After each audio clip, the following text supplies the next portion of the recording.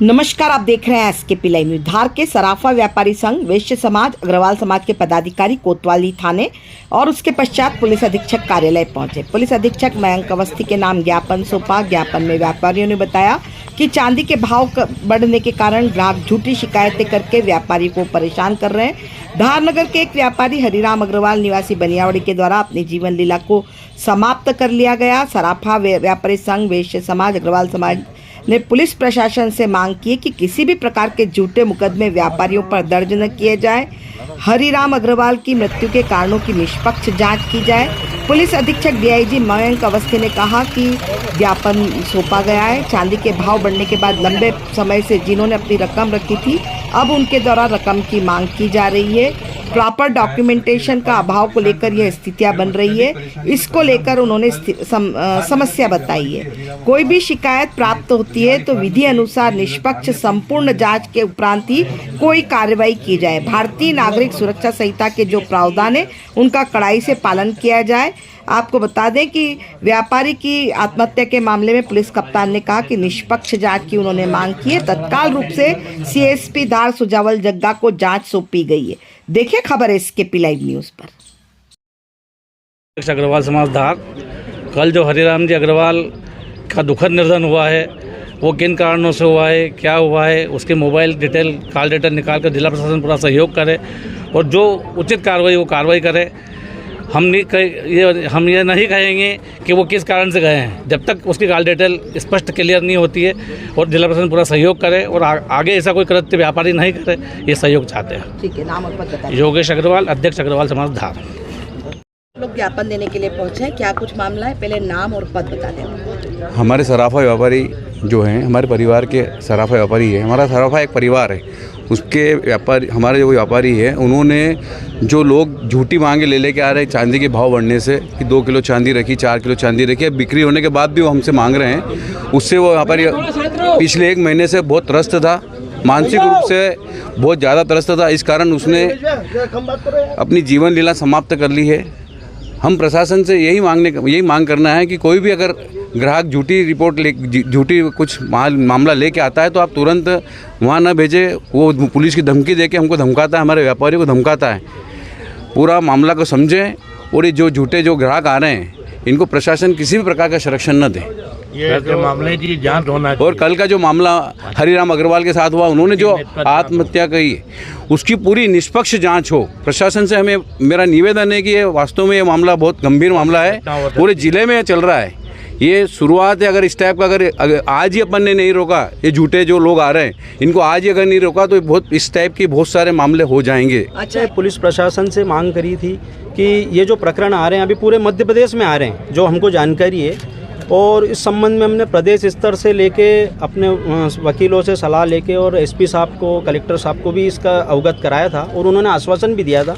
अभी शनिवार के दिन मेरी खुद की फर्म जो ज्वेलर्स डाया भाई है, उस पर एक 8 साल पहले बिक्री जो करके गया रकम, और वो आके दबाव बनाया, महिला को लेके आया, उसके बच्चे को लेके आया, बोले मैं तो पूरा बाज़ार इकट्ठा कर दूँगा और मेरी 10 किलो चांदी है, 100 ग्राम मेरा सोना रखा हुआ है, आपके पैसे लीजिए और मेरा सामान वापस दीजिए। हमारे व्यापार के अंदर 1 हफ्ते से ज़्यादा के लेन देन का रिकॉर्ड नहीं होता, क्योंकि गला के जो कोई चीज़ बेच के गया है उसको हमको गला के हमारे कारीगरों को और कारखाने को उसको रिसाइकल में देते हैं। फिर भी हमने उसका रिकॉर्ड निकाला तो 8 साल पहले का उसका रिकॉर्ड है, जो कि वो बिक्री करके गया सामान।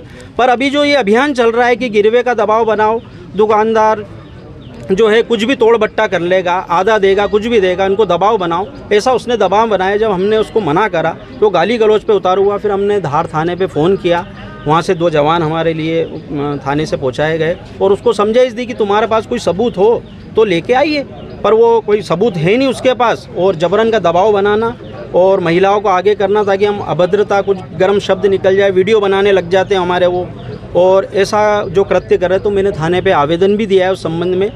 ऐसे कई प्रकरण हर दुकानों पे आ रहे हैं और उससे परेशान, इतनी मानसिक परेशानी कि दुकान खोले नहीं खोले, कब कौन आके बैठ जाए, 10 साल 15 साल, अभी एक संगम ज्वेलर्स पे 15 साल पुराना जो बेच के गया था वो प्रकरण भी फिर थाने पे आवेदन उसका भी हमने दिया था और उसको थाने पे बुलवाया भी गया और वो कोई सबूत नहीं दे पाया, तो उसको यहाँ से थाने से वापस लौटाया गया।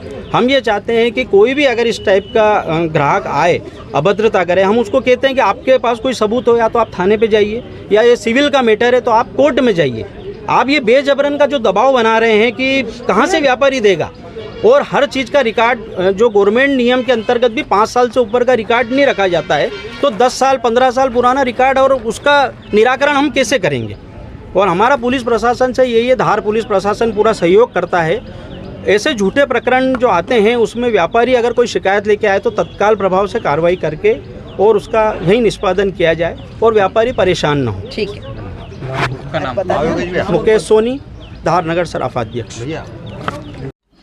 आज जो सराफा व्यापारी संघ के कुछ सदस्य, साथ में वैश्य महासम्मेलन और अग्रवाल समाज के कुछ पदाधिकारीगण उपस्थित हुए थे और एक ज्ञापन उन्होंने दिया है, जिसमें उन्होंने एक तो जो चांदी के भाव बढ़ने के बाद जो बहुत लंबे समय पहले जिन लोगों ने अपनी रकम रखी थी और अब उनके द्वारा वो मांगी जा रही है, इसको लेकर कुछ जो समस्याएं हैं और जो प्रॉपर डॉक्यूमेंटेशन का अभाव, इसको लेकर जो स्थितियां बन रही हैं, इसको लेकर अपनी कुछ समस्याएं बताई थी।